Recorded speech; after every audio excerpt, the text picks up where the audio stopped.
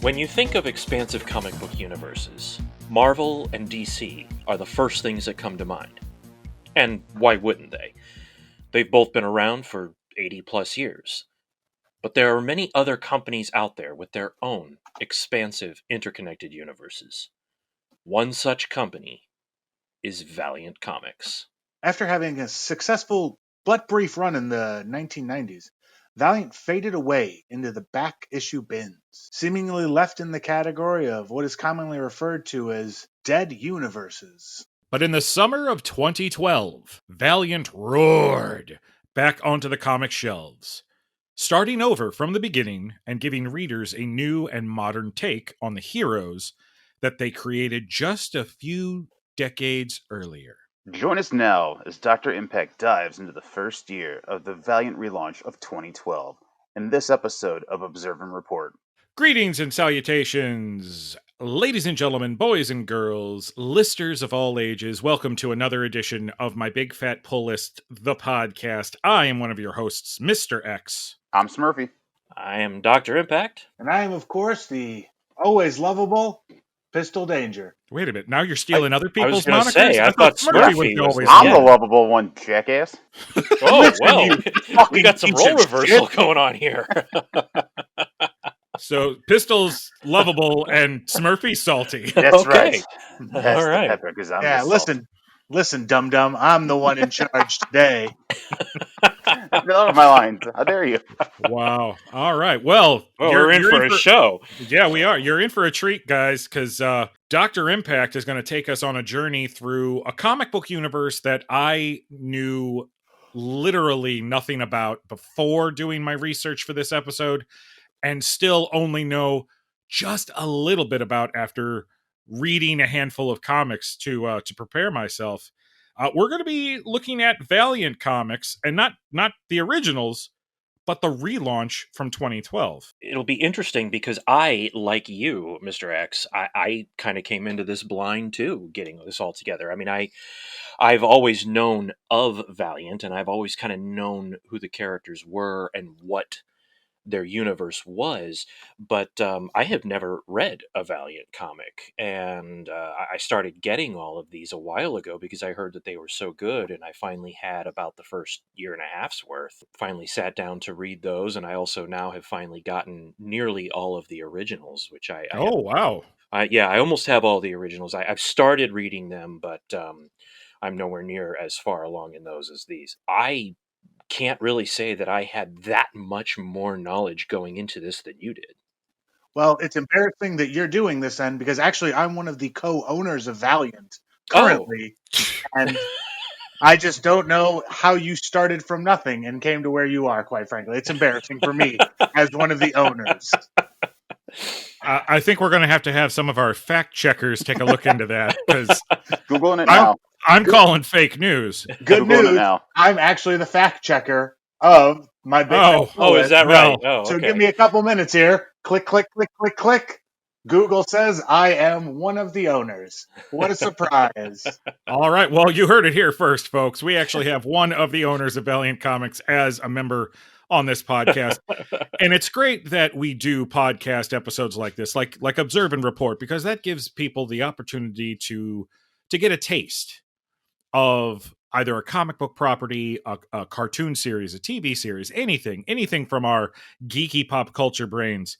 And it gives you a little taste to basically allow you to go, I might check that out. Or, nah, not my cup of tea. I think I've learned everything I need to know from your podcast. Thank you very much. And one of the great things about the content that we serve up here on the podcast is it's not the only content we have. Not by a long shot. No, we Or have a bloodshot.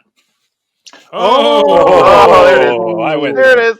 I think you owe him money now. That I think so, yeah. Right, All yeah. right. We have a Patreon page. That we do. And if you want to help support My Big Fat Pull List and Valiant Comics through the Patreon page, head on over to www.patreon.com/My Big Fat Pull List podcast. Subscribe to a high numbered tier today, because I actually take a little bit off the top to help run Valiant Comics. Oh my god. But wait, there's more. We also do the YouTube. That's right, we do. We've got a full YouTube channel. And many of our archived episodes are starting to make the transition over to YouTube. They can also find shows like Discoveries and Revisits, where each week we put up a new episode, and each one of us will talk about something that we've reread or read for the first time. So head on over to my big fat pull list on YouTube. Let's first talk about what this episode's really going to cover. What I've done in breaking this down and getting this all together is I've consulted a number of different reading orders for the relaunch of Valiant from 2012, and I've kind of cobbled them all together, and I've essentially created an Act 1 of sorts. And this Act 1 basically covers about roughly the first year's worth of publication. So it will cover the first 14 issues of Exo Man of War, the first 14 issues of Harbinger, the first 13 issues of Bloodshot, the first 9 issues of Archer and Armstrong, the first 7 issues of Shadow Man, and will end up with the 4-issue crossover miniseries event, the Harbinger Wars, or Harbinger Wars, depending on how you pronounce it. So before we get into what the relaunch of Valiant was, I do feel like we kind of have to go over a little bit of the Valiant Comics history. You can't really talk about a relaunch if you don't know what they were launching. Well, yeah. It's a little confusing. So, and we're not going to go into a whole great amount of detail on past Valiant because that's a whole podcast for another episode. But basically, in 1988, what occurred was that Jim Shooter, famous editor-in-chief from Marvel Comics. From Marvel, yeah. Yeah, big famous Jim Shooter. He and a group of investors actually had attempted to purchase Marvel Entertainment. That's actually where Valiant kind of starts. And of course, he's outbid. In doing so, he and his investors then basically instead form a different company called Voyager Communications. And Voyager Communications was the umbrella company that owned Valiant Comics. And what they did was they pulled a lot of writers and artists from Marvel, and they launched their own line of books, but they also went to Western Publishing and licensed characters from the old Gold Key comics. Dr. Solar, Man of the Atom. Okay. Magnus, Robot Fighter. Turok, the Dinosaur Hunter. Oh, okay. And I want to say that there was a fourth one, and I think it was something like Samson or something like that. I forget. And I don't even know if Samson even ever actually made it into Valiant's publishing. But that's what they started with. They started by relaunching in 1991 Magnus Robot Fighter and Solar Man of the Atom. Those were the first 2 Valiant books. Now that was followed by a book called Rye, which was an original character, and then Harbinger. So that was kind of the beginning of Valiant, and then from there it just exploded. I mean, from like 92 to like 93, Valiant damn near rivaled Marvel and DC in sales. Wow.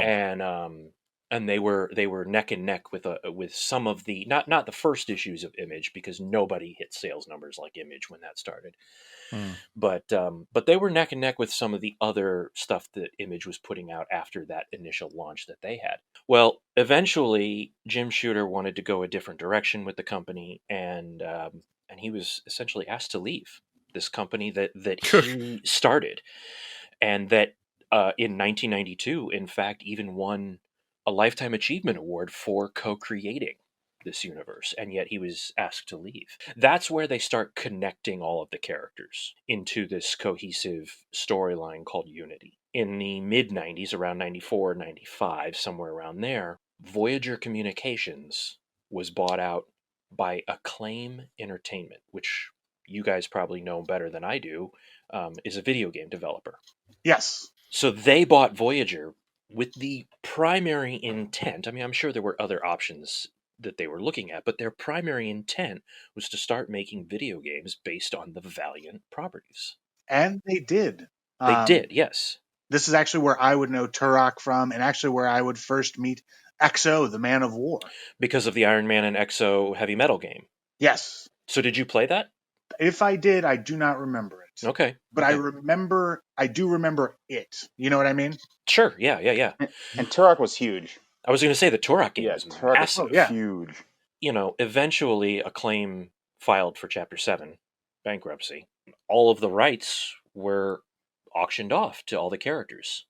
And they were bought by a company that was started by some entrepreneurs and fans that they were calling Valiant Entertainment. So now this company has basically started this Valiant Entertainment in 2005, and they have bought all of the old Valiant characters, except for the Gold Key characters. Those characters ended up reverting back to Western Publishing, which I think at that point in time was maybe called Classic Media or something like that. And then they got bought by another company, which I think was acquired by... I don't know. It ended up being that Solar and Magnus and all those characters ended up being owned by Universal.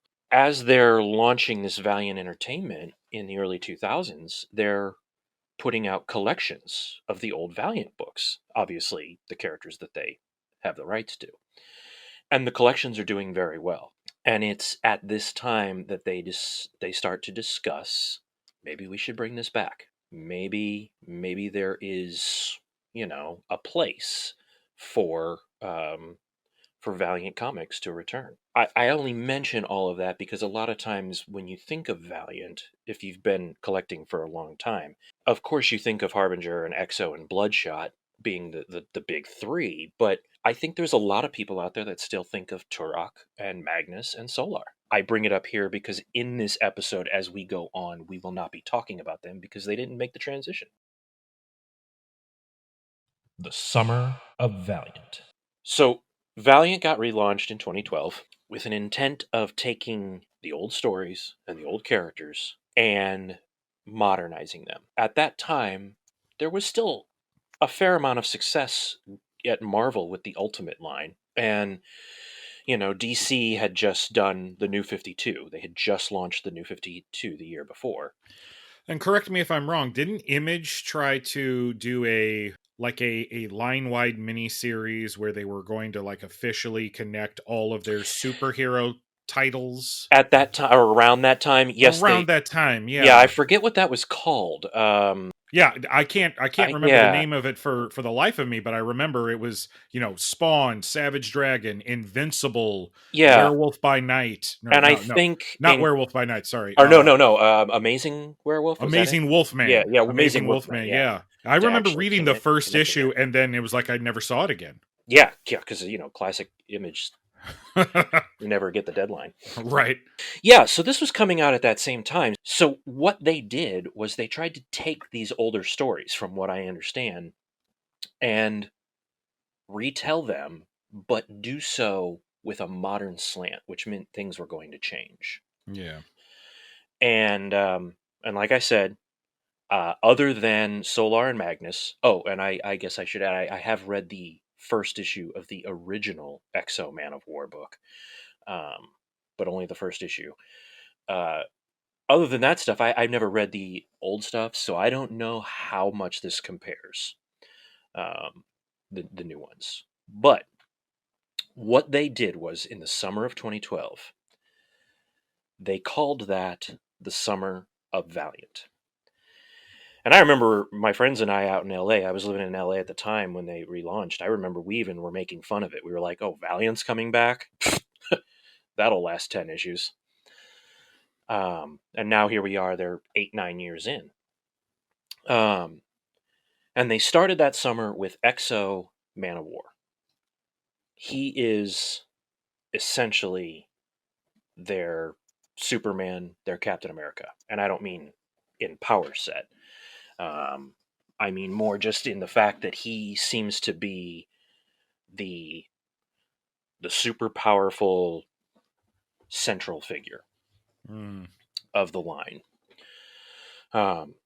Now, Exo's background, essentially, what that story is that his name is Eric, and I'm sure I'm going to be pronouncing a bunch of names incorrectly, especially with the Exo book, but, bear with me. His name is Eric of, I want to say, Dacia.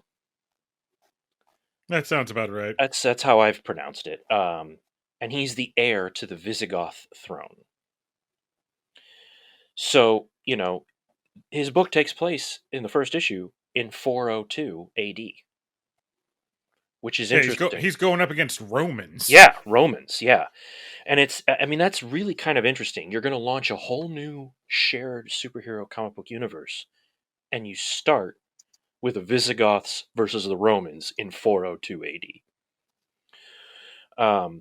And what occurs is that as he's leading his revolt, against the Roman legions that him and his empire are fighting, there's a alien race called the Vine, which are like these weird spider-like looking creatures, and they essentially kidnap him and much of his people and take them out to space and use them as slaves.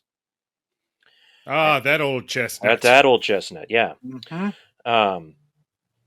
While out there, they're trying to escape or figure out ways to get back home, and the Vine keep talking about, and again, I'm hoping I'm pronouncing this right, their most sacred relic, the Shanhara, which in the first issue is just this ball. It's like this little metallic blue and gold ball. Well, it turns out it's a suit of armor, and you have to, much like Thor, I guess, with Mjolnir, you have to be worthy enough to wear the armor. And they keep talking about how, there's the prophecy that eventually eventually someone, I don't think it's one of their kind in the prophecy. I think the prophecy just says that eventually someone will come along who is worthy. Like they who is chosen by the divine prophet to wear the armor will lead them to their next great higher evolution, blah, blah, blah. Yeah. Prophecies, man. I mean, come on. But it never specifies that it has to be someone from the Vine. Everybody just assumes. They just assume, right. Because, they're them. Right. And they would never think that a lower being would be a part of their prophecy. Right. So what occurs is that Eric, he leads this revolt on the ship. He ends up getting in touch with the Shanhara, and unbeknownst to him, turns out he's worthy and he's chosen, and the armor, takes to him, and he basically becomes Exo Man of War. And it's this like living organic. It's like a mix between a Marvel symbiote and a nano Iron Man suit. Is probably the best way. Yeah, that right there is probably the closest explanation you could probably come up with. Yeah. So it's very interesting, and of course, he leads his revolt. He gets out. He goes back to Earth, and he finds out that, because of space travel being what it is, 1,600 years have passed, even though it hasn't for him. I forget. I think it's only been like a year or two that has passed for him, something like that. Couple of years in slavery for him. Yeah. Couple millennia, almost for a couple us. Millennia for the rest of the world. Right. So he comes back to Earth, and it's basically modern day, which is 2012 at this point. And the Vine in that time have planted basically sleeper cells around the Earth, and kind of cultivated a cultish-like organization over centuries. And now here the Exo suit, the Shanhara suit, is here, and of course all hell breaks loose, and they want to get their suit back. And what they end up doing is they end up sending a skilled and probably the most fearsome hired assassin in the world to track Eric down, kill him, and get the suit. And this is where we get introduced to our first peripheral character, Ninjak. Yeah, Ninjak. Now, Mr. X, I know that you have read a couple of these. I know you borrowed a few of these books from me, and I forget what happens in which issues. I think you only borrowed the first 4 of the major The first titles. 4 of the major titles, and guess what? Ninjak shows up in issue 5. Oh, so you didn't get to Ninjak. Exo-Man War, so I didn't get to see Ninjak show up in Exo-Man War. And I will say this right now, that's a real shame, because of all the books that I was reading, Exo, I was like, okay, I'm not sure what the hell this is all doing, and it's a little too, conspiracy cultish, science, outer space sci-fi stuff for me. And then Ninjak showed up, and the whole book changed. And that'll be interesting then. Okay. Ninjak is very cool. I mean, you're talking about, the skills of Deadpool mixed with, the focus of somebody like Batman, and he's a ninja. I mean, he's just like the perfect assassin. And of course, in comic book fashion, they meet, they fight, and then they come to realize that Ninjak is hired by the bad guys, so they work together. As that is going, meanwhile, the Vine is talking about coming in and taking over, and invasion, essentially, yeah. So Eric decides he's going to turn the tables. And rather than wait for them to come and fight here, he's going to them. And he's going to wipe them out with their own armor. He's going to take them down. Okay. And, it was really cool. That is essentially all the prelude stuff to the big storyline, Planet Death, which we'll talk about in a minute. So what I find interesting then about all of this is, yes, there's a reading order, and yes, we'll get a reading order of these Valiant books put up on, the website at some point, so you can check out that. But as this is going, even though this is a connected universe, you can read all of these 14 issues of Exo and not read anything else, and you're totally fine, because it's shared, but it doesn't rely so heavily on everything else, because nothing else really comes over and interconnects. And I found that very interesting to start things off. They really let themselves build and take time. As you should. As you should. So that was the first book that launched. I just kind of broke down the first 9 or so issues, but that was the first book that launched. The second book that launched was Harbinger. And I have to say that this was the book that initially I had the least amount of interest in. I don't know what you thought, Mr. X, but I had the least interest in it in the first couple of issues, because it started to feel like this is X-Men without costumes. I can see the comparison. Yeah. At first, yeah. But it very quickly starts to become its own thing, and starts to really delve heavily with conspiracy and more than that, corporate takeover and conglomerate control. So Harbinger is a foundation run by a man named Toyo Harada, who also runs the Harada Corporation. In the Valiant world, they have something that they call psiots. I think I'm pronouncing that correctly. Yeah, that's how I would say it. Yeah.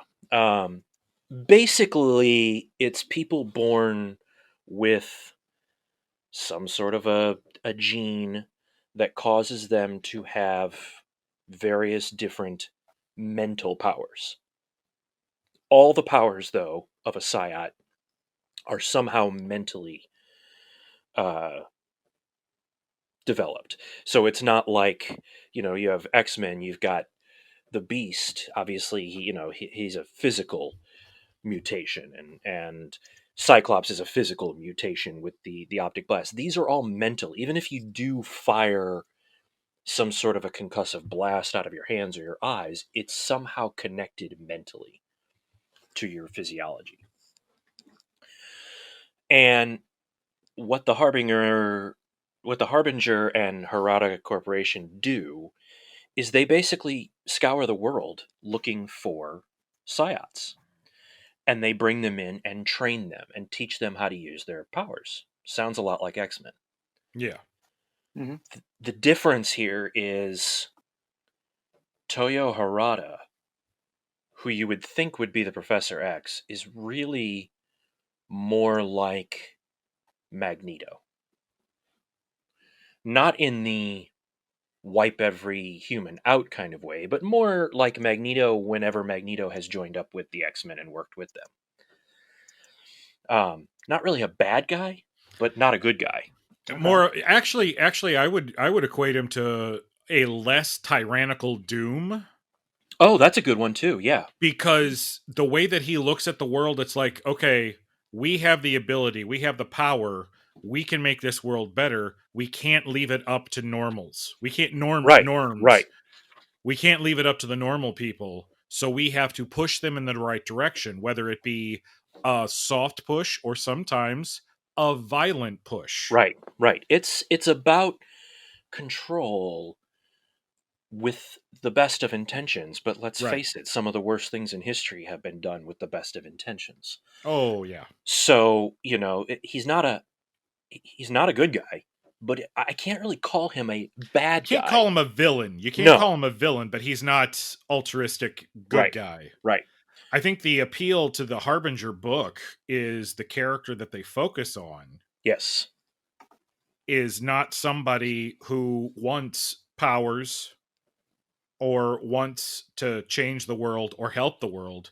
He just wants to be left the hell alone. Yeah. The main character of the book is a young kid named Peter Stanchek. And he's basically a street kid. Mm-hmm. Who kind of runs around, using his power to steal things, hanging out with his buddy. I forget what his buddy's name was. I think it was like Joe. Yeah, that sounds right. Yeah. And his powers, if I remember correctly, I think they're mental control. He's essentially Legion. Yes. Okay. He has all of the powers. He just doesn't know how to use them. Well, that's what they discover. Yes. Yeah. Right. Yeah. Because he was unlike most Psiots, and this was the thing that got me. Unlike most Psiots who develop their powers through a stressful situation once they're older or something like that, Peter was born this way. I mean, he was born activated. That's what they call it, activated. They talk about it as an activation system. Yeah. Yeah. He's been active since he was born, and it has ruined his life. Yes. Ooh, yeah. And at first, he's quite unlikable. Oh, yeah. He's quite unlikable. After having read the first 13 issues and gone through the whole Harbinger Wars and everything, I can say he's one of my favorites now. But at first, he's quite unlikable. I was right there with you. Harbinger was the book that I was like, I might save this one for last. And then what I ended up doing is I read the first issues of all 5 starting titles and then put them in the order in which I enjoyed. And ironically enough, I enjoyed Harbinger issue 1. I'm like, I want to know more about this character because I don't like him, and that's why I like him. Yeah. Yeah, and because of that fact, and because of what happens, and you'll see Mr. X as you continue to read it, and others if you jump in and read this stuff. What ends up happening is, of all the characters that I've read so far in all of these books, right now he's the one that has the most arc. He's the one that has the most change. Okay. Because he kind of starts out almost as a villain. I mean, they almost paint him as, like, if you're going to compare Harbinger to the X-Men, you almost paint him as the Brotherhood, even though he's really the protagonist. But he's a full-on hero by the time the Harbinger Wars comes around. Okay, interesting. I'm looking forward to getting to that point then, because Yeah. that's I can't wait to see that arc. Well, and part of what helps that arc is, and I'm sure you saw some of this in the first 4 issues, Mr. X, but he starts to befriend other Psyots while he's on the run. Yeah. And I should say, before I even get to him being on the run, he does get picked up by Toyo Harada. They start to train him, and of course the training goes bad, and he ends up escaping and trying to run, and Harbinger and the Harada Corporation are basically hunting him down. And on his run, as he's on the run, he meets up with a number of other Psyots, um, who are all very, very cool characters. I mean, there's this one kid, Torque is his name, and he's I don't know if he's fully crippled or if he's just um, physically handicapped in some way, but basically when he is awakened and activated, he can turn his body, which is this, crippled, decrepit body, into a body that rivals Colossus. Oh. And not metal. I mean, he's still flesh and right, yeah, yeah. but But I'm still size, saying, yeah. Like he's big, he's huge, and he's called Torque. There is Flamingo, who essentially kind of controls fire with her mind, and then the breakout character from them, which is Zephyr, more popularly known as Faith. I got to meet Faith Did you? in the 4 issues that I read of Okay. Harbinger. I was introduced to Faith in like issue 4, and I'm like, I was very hopeful that we'd get to see more of Faith. Faith is one of the main primary characters in Valiant Comics, hands down. Real okay, because Faith is us. I mean, essentially, she is. Yeah. Well, hell, she's a female version of me. She's overweight, and she lived her life in her fantasy world.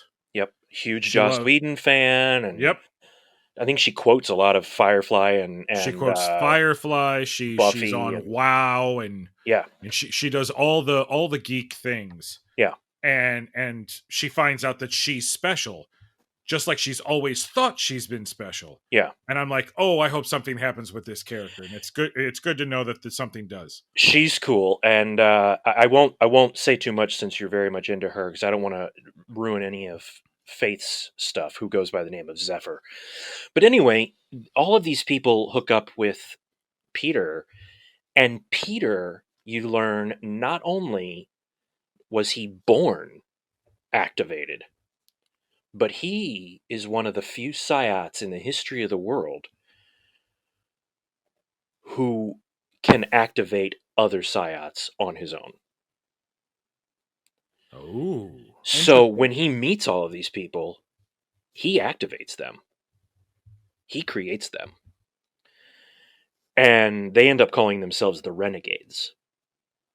And they all work together, along with an pseudo ex-girlfriend of Peter's, Chris, who was in the first issue.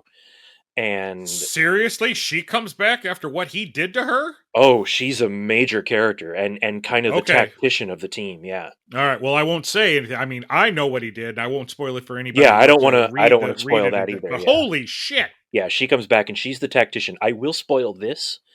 He tries to activate her. She is not a Psyot. She is a human.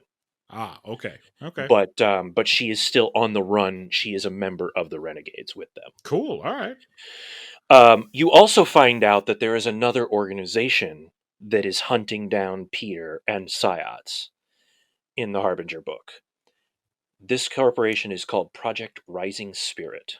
Those mother pus buckets. Yes. Now, Project Rising Spirit, they are bad guys. If Harada and the Harbinger are not really villains, but pseudo-antagonists to our protagonists, Project Rising Spirit, at least in this stuff, they're painted full-on villains. They're bad guys. Think of the best way I can describe Project Rising Spirit is the Weapon X program. Yep, essentially. Okay. Yeah. All right. Guy. They are the Weapon X program of the Valiant universe. Yeah, basically. And they've been around forever. And as you read the series, you learn that Harada has been in battle with Project Rising Spirit for decades, along with this mysterious puppet master almost. I think he's going to end up being a puppet master anyway. The Bleeding Monk is all he's known as. And you only see snippets of him. He talks to Harada mentally on like a mental astral plane. And he eventually starts connecting with Peter as well. And I think that the Bleeding Monk is pulling a lot more strings than we all think. But the Bleeding Monk is basically one of the first Psiots. Okay. Right now, he's been painted as kind of a benevolent, somewhat good Apocalypse, but I don't know that that's going to last. We'll see. It's like, I have all this power, but you know what? Yeah. I'm not going to do anything with it. Yeah. I'm too nice. And so what happens is, these guys are on the run from PRS, Project Rising Spirit, and the Harada Corps. And what they end up doing is they end up learning about a bunch of children that have been captured by Project Rising Spirit and are being held, and they're all Psiots. And they're like, well, we don't like what Harada's doing. We don't like people telling us what to do. Those kids are in trouble. Let's see what we can do to help them if we can come across them. That leads us into our third book, Bloodshot.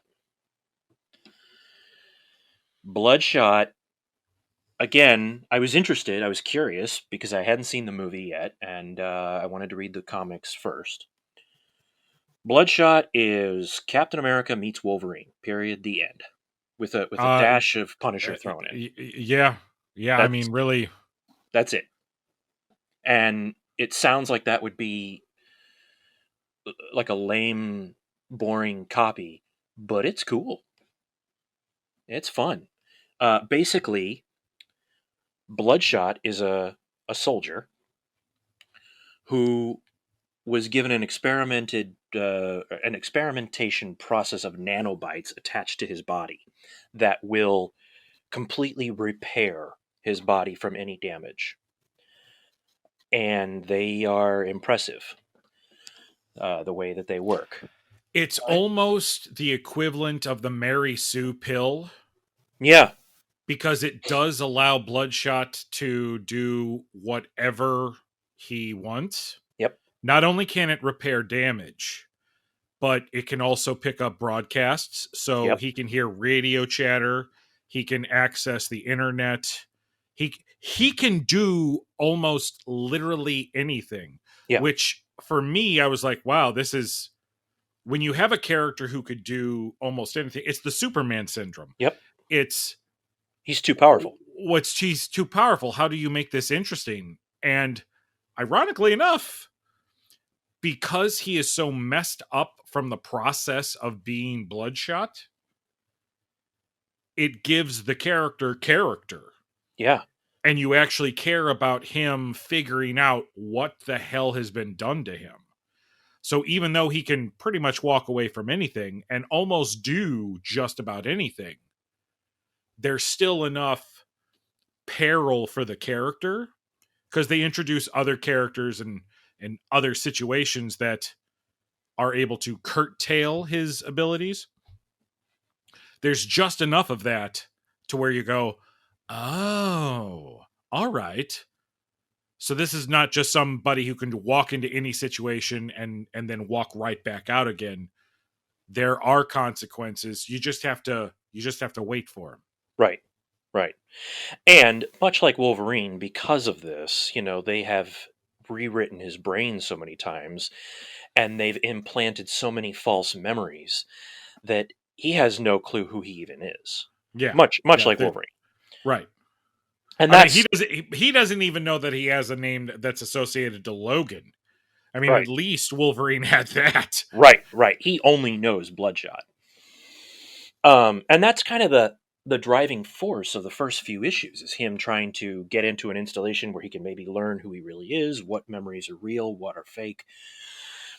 And Mr. X, I don't know if the first 4 issues had this in it or not, but basically what you come to discover is that not only was he created by Project Rising Spirit as an experiment for military uh, advancement, but he was also in the early days of his going through the experiment known by another name, the Psyot Killer. Oh, that wasn't in the first 4 Okay. issues. So that makes sense because I did see images for the Harbinger Wars, which saw Bloodshot going up against the Harbinger Institute. So right.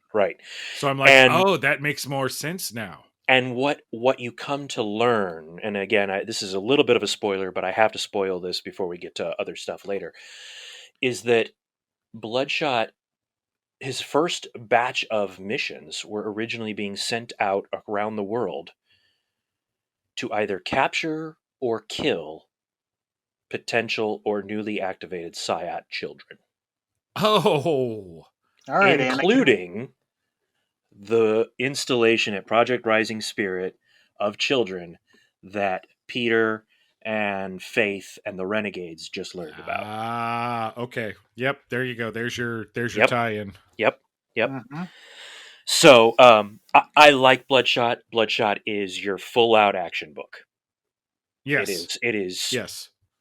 Summer movie, it's the guns blazing. It's the Expendables. Yeah. It's the Expendables. You know what you're getting. They're not trying to tell you the great action story. It's an action story. Just sit back, relax, and shut the hell up. Yeah, and it's fun. It's good. Yeah. Now, the following month after Bloodshot was released came a book that is just balls to the wall fun. Okay, you're now about to talk about my favorite book that you gave me. I knew it was going to be your favorite. Mr. X, you take this one. Okay, well, and I can't say anything past issue 4, but holy crap, I absolutely love Archer and Armstrong. I knew you would. Oh my god, because well, I'll just lay it out.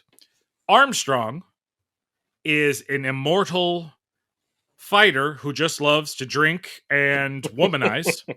He has spent the last 2,000 years plus just wandering the earth, getting into mischief and doing his own thing. Where Archer, Obadiah Archer, is a teenage boy, older teenage boy, like 18, 19.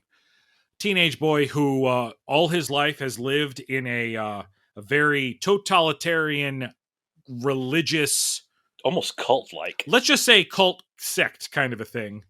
And he's been trained to be the perfect assassin to kill what he's been told is the Antichrist. And he is essentially take the morals of Captain America, the whole language and things like that. Take the whole, the whole apple pie salute, American flag kind of a mentality. Jesus loves you. And then have this ability to know how to do anything that he puts his mind to, making him a total badass. But he's a badass in the body of, I can't hit a woman. And even if she's a killer nun with an Uzi to his head. But he's also, at the same time, to a certain extent, emotionally stunted at like 10 years old. 10, 12 years old. He's so naive. So you put these two characters together because they are complete opposites. And you find out they each kind of need each other in a spiritual way, in a emotional way, and in a survive the mission way. Because Armstrong this is a very religion-heavy book, which I was kind of worried about at first, but there is enough balance of Armstrong, who is a complete and total atheist. Complete. He's like, Yeah. I have walked the earth for so many centuries, and you know who I've never run into? God. Not the big G. Yes. So you've got, and then Archer, who was raised completely devout, knows the scripture back and forth, but realizes the people who raised him are evil because, and I think this is a trend in the Valiant universe, there's always a secret organization somewhere in the background. There's a lot of secret conspiracy organization stuff at this. Which is, if I was going to say was any detractor for me where Valiant was concerned, that would be it. It seems like every book has a secret organization behind it. And in the case of Harbinger and Bloodshot, it doesn't bother me because it's essentially the same secret organization in both books. In a way. Yeah, right. But yeah, when you also have one in Exo, and then you've got this other one, which I forget what they're called. What are they? The Sect, I think. There's the Sect, but then there's also the 1%. Oh, the 1%, and then the Null too. Wasn't that in there? Yeah, there's Archer and Armstrong's actually the one that brings the umbrella to all of them, because in issue 3, when they're in the secret Vatican library, there's talk of the Vine from Exo Man of War. Yes. And there's talk of the Harbinger Foundation, and there's talk of the Rising Spirit. Well, so there's a little bit of everything. And I will tell you, and I don't know if it's in the first 4 issues, but it's much more the umbrella book than I ever thought, because at some point in time you discover that Armstrong was one of 3 brothers. Mm-hmm. And the one brother, Ivar, is more commonly known to comic book fans as the Time Walker, who does show up. He is somewhat immortal, who time travels. But then there's another brother who supposedly died, but they discover he did not. And he is the exact opposite of Armstrong.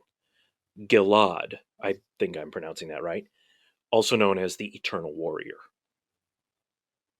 Oh. And that plays in, and Armstrong and Gilad, they don't like each other.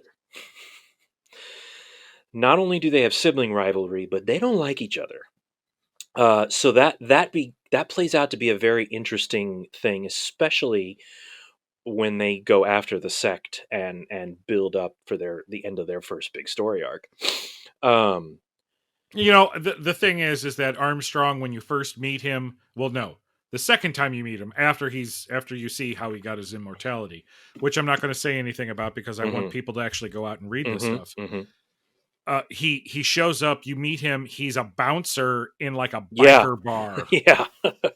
Who's flirting with 2 girls. He's got 2 girls on each side of him.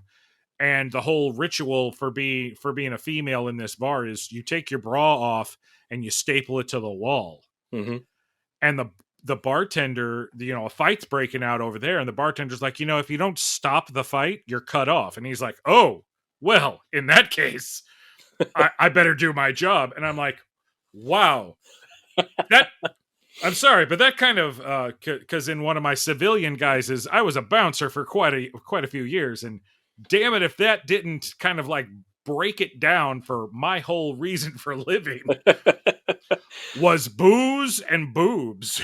Well, and what I've noticed, and now I have not started reading what I've set aside as Act 2 yet. I haven't jumped into it. But what I've noticed in the next issue, I think it's issue 15 of Exo, the Eternal Warrior shows up. And they know each other. Because Eric is from 400 AD. Yep. So, with Archer and Armstrong, you really see, this is how this all connects. It's really the linchpin book, at least at this point. It's really the the connecting All right. book. Okay. Cool. Very cool. Now, those books were all so successful that they did launch a fifth book that summer that was not initially supposed to be launched at that time, but it ended up being the number one seller, the highest selling comic book the month that it came out. Yeah, baby. Shadow Man. Oh, my second favorite book. Mine too. Hands down, that's Exo's my favorite. It took a while to become my favorite because the Planet Death storyline, but Shadow Man is my second favorite because it's just so out there. It's Now, a horror book. And it's a horror book. And this is the same Shadow Man that, once again, Acclaim decided to make a video game based on. Yes, it is. The nice thing, though, about all of this is that these are fresh starts. So even though this is the same Shadow Man, it's a fresh start. So you don't have to know the old comics. You don't have to know the video game. You can jump in blind and still follow it, which is good. Yeah, Shadow Man is great. It's a horror book. The main character in Shadow Man is a guy named Jack Boniface.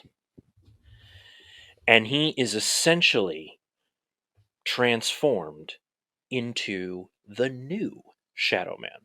So what you learn is that the Shadow Man is a power that is passed on. And it's been a while since I read the first couple issues, so Mr. X, you'll have to remind me because they're probably fresher for you. If I remember right, I think it has to be passed on through bloodline. Is that right? Or it's a lineage thing? But see, I don't know about that. I haven't gotten Okay. that. I do know that, and this, I guess, is spoiler. He is the son of the previous Okay. Shadow Man. And maybe that's just where I'm pulling that bloodline thing from. Maybe It's not, possible. yeah. Again, like I said, it's only in the first 4 issues. Yeah. But it's a very Dr. Voodoo type of a thing because it takes place in New Orleans. There is a lot of voodoo lore. It reminds me of like some of the wildest, wackiest stuff you would see from Supernatural to the nth degree because it's a comic book and they don't have a budget. Right. Yeah, and you know, he has a team of people that he has to gather. I mean, you're drawing the comparison to Supernatural, his team of pseudo hunters, Docs and Alyssa. And Docs, the closest comparison I can give to Docs is he's kind of Shadow Man's Whistler, if you're a Blade fan. Yeah. In a sense, he's kind of the older guy who is more or less his trainer and guide.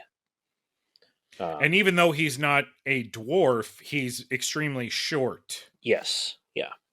So what I would do is if I was making a movie or television series, I would slap a gray wig onto Peter Dinklage. That's where I was going too. Yep. And that would be Docs. Absolutely. And that's that kind of mentality too, that kind of personality and approach that the character has. He's very interesting. But anyway, so Shadow Man is the last line of defense for our world of stopping horrors from a nightmare world that is known as the Dead Side, which is essentially kind of like hell. In a sense, it's a step above hell. It's more a sense like a suburb of Limbo. Yeah, you're right.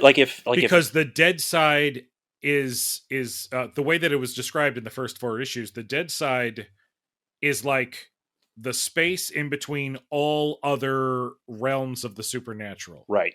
You can get to heaven, you can get to hell, you can get to limbo, you can get to all these other places through the Dead Side, but you have to go through the Dead Side, and the Dead Side is incredibly dangerous. It's also incredibly difficult to get in and out of, and Shadow Man is one of the very, very, very few people who can do so. Yeah. And the biggest reason that he's got to protect the gate to the Dead Side, essentially, is because there is a being in the Dead Side, of course, that that if he ever gets out, it's end times. It's curtains, baby. Master Dark. And that's dark spelled with a Q-U-E at the end. Master Dark is the big villain, and he is a powerhouse of horror, demon conjuring wizard who is trapped in the Dead Side. it's interesting. Towards the end of the act, there's a zero issue for Shadow Man that doesn't really deal with anything that's going on in the storyline. It goes back to the 1800s, and you get to learn Master Dark's history Ooh, and how he okay. got there. And I don't want to say too much because it was very interesting, and they revealed some things about him that make it. I don't want to say that I had sympathy for him, but there's more understanding as to why Master Dark is the way that he is. All right. But yeah, Shadow Man is, it's every kind of Doctor Strange, Doctor Fate, magic superhero book mixed with Spawn and, these hardcore horror comics with this monster hunting supernatural vibe thrown in. And it's just so cool and different and wow. So those are the big books, those are the primary storylines and characters of the first act of Valiant. And so we ask you at this time, have you read any of the new relaunched Valiant series? If so, which series or characters are your favorites? Let us know. End of Act 1. So Act 1, or at least what I call Act 1 of the 2012 Valiant launch, ends with two big finales, really. Well, sort of three. I mean, there is certainly the big finale in the Archer and Armstrong arc, but it's such a personal story that it doesn't quite feel like a finale. Whereas these do. You have the 5 or 6, I think, issue story arc in XO called Planet Death. And that's where XO takes the war to the Vine. In that story, you get to see the Vine homeworld. Mm. You get to learn more about the prophecy. You also, throughout the series, you meet this priest, this high priest of the Vine Empire, who isn't necessarily in favor of Eric having the Shenhara armor, but he's also not really in favor of what the Vine is doing either. And he believes that, well, even if it wasn't a member of the Vine who got the armor chose. And being, a holy man, he's like, well, we have to follow where the armor went. My faith tells me I have to follow whoever this damn armor chooses. Right, essentially, yeah. But they end up working together in a manner of speaking, and I'm gonna try not to be too spoilery with the storyline here. But what Exo and what Eric discovers when he gets to the Vine homeworld is that Earth is not the first planet that the Vine has done this to. Ooh. And that it is entirely possible that the Vine were not the first race to do this, and that the Shanhara armor may have come from somewhere else and may not even be Vine related to begin with. Oh, that's twisty. So yeah, and that I would say the Planet Death storyline is really the storyline that solidified XO for me. That was really very cool. Meanwhile, back on Earth, you've got the renegades, Peter and Faith in them, running to help these kids. You've got Bloodshot running off to Project Rising Spirit to try to figure out who he is, and you've got the Harbinger Foundation trying to get as many of these kids as they can. So, when Bloodshot gets to Project Rising Spirit, he discovers these kids, these young. There's tons of them, tons of Psyots who have all been activated, and he doesn't remember capturing them. They're terrified of him because he's the Psyot killer. So they try to fight him. This group of kids that are at PRS, they split essentially. They get broken up into two groups.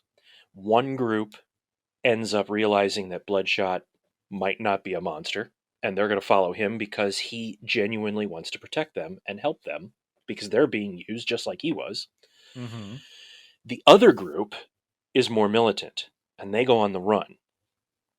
And of course, Project Rising Spirit is sending their troops out after both groups, while Harada and the Harbinger Foundation are coming in after both groups. And all of this is heading towards Las Vegas, where they will converge. And there's like Harbinger Wars is a 4-issue miniseries, but it also crosses over into the two main books, Harbinger and Bloodshot. And while the tie-ins are not crucial, you can certainly read the 4-issue miniseries and get the whole story with no problem. The tie-ins develop some of the fight scenes. They develop, if a character gets injured, how did they get healed up in time? Well, you see that in the tie-in, it's like I want to say like a 9 or 10 issue series if you count all the tie-ins. And there's a good 4 or 5 of those issues that all take place during the battle in Vegas, and it's incredible. It's quite a fight, and I so badly want to talk about the ending because it's cool, but I don't want to spoil it for anybody. I want people to, if they're interested, to go out and check it out. Which kind of brings me to my final thought, really, on Valiant. Not knowing anything about this and just having read this first act and going up through the first crossover, I'm in. I don't know about you, Mr. X. I'm in. I'm certainly, I have most of Act 2. I'm certainly going to find the missing issues and keep going with it because I'm curious about Unity, which is coming. I'm curious about their big crossover events, the Divinity crossovers. I don't know anything about them. And I'm curious as to how more of this is going to, like, how in the world is Shadow Man going to connect to all of this? So I love it. I think it's really great. There are some downsides. I agree with Mr. X. The too many secret organizations. Yeah. And another downside is that I would say, while none of the art in any of the books is bad. I haven't seen an issue with bad art. My issue with the art in the Valiant books is that there seems to be very little attention from editorial put on the art. And I don't mean in how characters look or anything like that. I just mean in the sense that there's nothing overly flashy about this art. You're not going to get a Jim Lee or a David Finch or an Ed McGuinness or anything like that. But at the same time, the art is still really good. And I think in that sense, it complements the writing, which, in my opinion, that's the standout of Valiant, is the writing. Yeah, no, I don't know. agree. Those are my thoughts, Mr. X. My thing is that I again, like I said earlier, I was only going to do this so that I could be a little bit more prepared for this episode. I wanted to have some knowledge of these books. That's why I only asked for the first 4 issues. It's like, that's a safe number. The first 4 issues, you get a feel for what the characters are. I had no idea that even the book that I don't care for, which is Exo Man of War. Yeah. I think that's really funny. That's my favorite, and that's the one you don't care. Yeah, it's the one I don't care for, but it's your favorite. Yeah. Even that one, I want to know how things are going to progress. For a universe to come along and introduce these characters in a fresh new way, because this is a reboot, it's a reboot relaunch. And even the character I don't care about, I still care about enough to where I want to see at least where his character goes for at least another 4 issues. I'm eager. I'm very eager to get to the end of Act 1 now, because I've only had a little bit of a taste. I absolutely love Archer and Armstrong. I absolutely enjoy Shadow Man.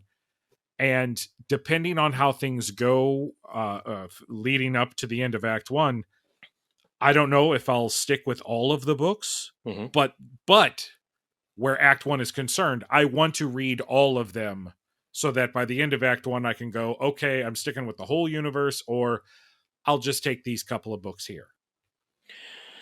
Out of curiosity, I know that Smurphy and Pistol, you guys did not get a chance to read this stuff. Any of this stuff pique your guys' interest? Well, actually, I was going to ask you. It did. It all sounds very interesting. If there was one character you would recommend to both Smurfy and myself Mm. as a jump on point, and if any of you, the listeners, were like, "Oh man, this is it," where you would recommend finding these books at, or if they have a paperback.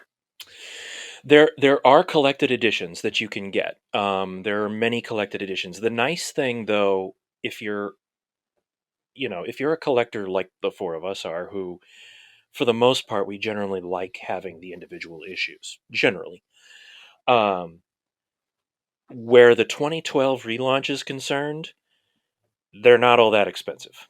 You can find them still $3, $4, $5 a piece, or less. It's the earlier stuff from the 90s, the actual first appearances of the characters. Those are the pricier books. These Valiant books from 2012. I mean, I think the most I paid for any one of the issues that I have is maybe $7, and that was because I think it was Harbinger 6. I want to say I paid $7 for, because it was the only one from the Act 1 stuff that I was missing, and I couldn't find it anywhere, and I finally found it for like $6 or $7, and I thought, screw it, it's worth it to fill in the hole. And that's the most I've paid for any of these. So I think that they're still very attainable, and certainly you can get collected editions. Since that seems to be the future of comics in general. If I was going to pick for you guys specifically where to start, well, Smurfy I think is a no-brainer. I think Smurfy would absolutely love Bloodshot. I was gonna say, man, that's the one I flipped through back in the day. I I never picked any of them up, but those are the ones I was probably most interested in. I think you would absolutely love it, and the way that the Harbinger Wars ended and what they're setting up for Bloodshot after the Harbinger Wars, I think you would be totally in for, because they do introduce early on in the Harbinger Wars. They bring older characters from the '90s Valiant, the Hardcore, and I forget. Hard is an acronym like Shield, and it's Core like the Green Lantern Corps. Right. And I forget what Hard stands for, but the Hardcore is like they're like a retired GI Joe unit that uses these suits that you can basically get any one of like 5 or 6 powers, but you have to contact the home computer and go, I need a shield, initiate shield. And then you lose all your other powers, but you get a shield that covers your body. Again, I don't want to say too much, but there's quite a battle between Bloodshot and Hardcore. So yeah, Smurfy, I think that would be a no-brainer for you. Pistol, I don't know, Mr. X, what's your thought? What do you think Pistol would go for? Well, I think Pistol would go for Archer and Armstrong. I was leaning there too. I also kind of feel like he would go for Harbinger. Okay. I can see that. A very angsty anti-hero who turns out that he actually is a hero. Mm-hmm. Because just because he's done some crappy things doesn't necessarily make him a bad person. Right. Yeah. And then, honestly, I think that both of you would enjoy Shadow Man simply because of how I know you also enjoy Supernatural. Mm-hmm. So. Yeah, that's a good point too. Yeah, I forgot about that. For me, the one that was pulling me forward was Shadow Man, but also Archer and Armstrong. The comedy aspect seems very, very high, and I appreciate that. And honestly, now that you mention it, I think that would appeal to Smurfy as well, because it is a very knowing the kinds of movies and comics that Smurfy really likes. No, and I don't know. I don't mean. I know. Smurfy and I have known each other for a long time, so I know what he likes. And if Smurfy could kick ass, yeah, he would be Archer. Yes, I think so too. But I also think that since the book feels like a comedic buddy cop adventure film, I don't know. It feels like that might be something up his alley as well. Yeah, if we could put Smurfy in the body of a 17-year-old blonde kid who could kick a bunch of ass, he'd be Archer. How do we know? Well, I guess I have to read Archer now. Get caught up on what I'm going to be. Yeah. At least you didn't say, well, I guess I need to get myself into the body of a 17-year-old boy. Nope. And we're back to that. Yeah, we're back. It all comes full circle. Well, and that's at this point, that's where we want to ask you, our listeners, what was your takeaway from this rundown and observation and report of the 2012 Valiant? Did we pique your interest at all? Or did you get everything that you needed out of this episode? Let us know. Well, that's it, ladies and gentlemen. We have gone through Act 1 very briefly of the Valiant Comics 2012 revival, reboot, whatever you want to call it. I know I'm going to be reading more, and I hope that Pistol and Smurfy will join us in reading some, because I really want to have a conversation. Once I read some more, I want to have a conversation about more Valiant. Well, and on top of that, though, I'm interested in seeing the source material. I am too. I'm very interested in getting through the older stuff. And I do have, like I said, I have most of it. I think I have the first 2 years worth for sure. Because I'm very interested to see what elements they carried over into the relaunch and what was completely and brand new. So my interest is piqued. I hope your interest is piqued too. So that's going to do it for this episode of Observe and Report. But until next time, I am Mr. X. I'm Smurfy. Dr. Impact. Loving the free publicity that my company's getting. Pistol Danger. And the stock for Valiant Comics is just going to go up, folks.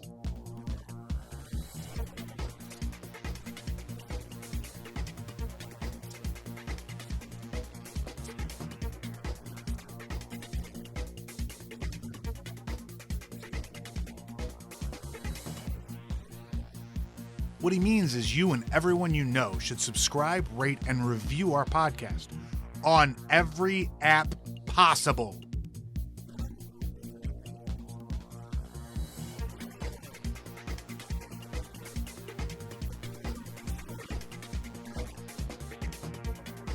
All right, well, we've been recording for a while, so there's podcast gold ready to be slapped at the end of this baby. Insert here.